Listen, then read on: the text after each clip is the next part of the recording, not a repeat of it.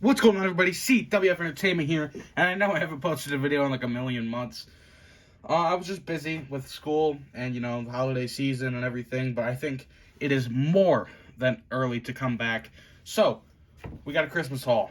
We got Luchasaurus here. We're going to do a complete review of this figure, and I'm going to tell you guys the pros and cons of this AEW Unrivaled action figure.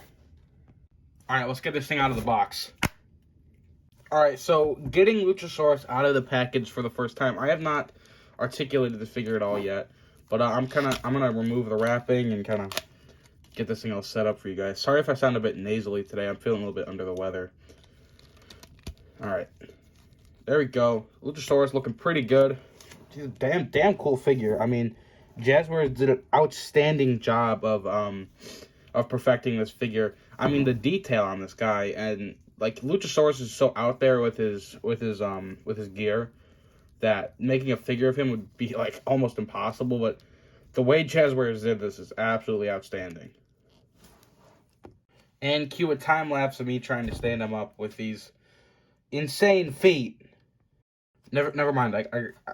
I got it first try.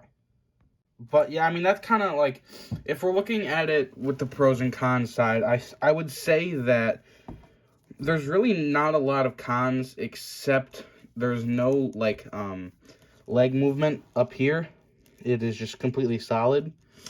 As well as, standing. His feet are really uneven. I mean, they're kind of flat on the bottom, but it makes it really hard for him to stand up. Especially because you can't move these joints back and forth, and it feels like the foot's backwards, but it's really not. It's hard to explain, but so it's tough it's easy to articulate, but it's tough to like stand and get into a certain pose. Like if you want him down here, oh shit, look at that, see? So it's kind of hard to articulate with him and get him to go into a certain spot. Even if you wanted him to do like a finishing move or something, it'd still be really difficult to kind of get him into the spots you want to get him in.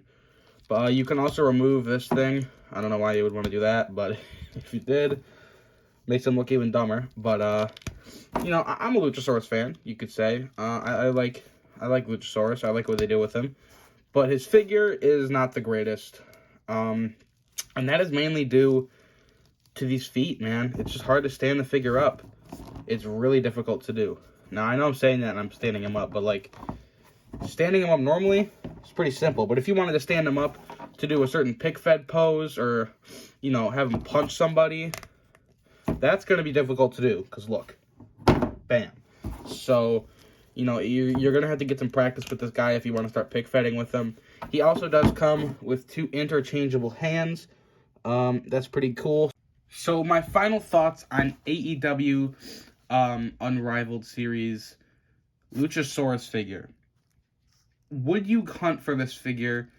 Is it that worth it? I would say no. But if you saw it for a good price, I would go buy it.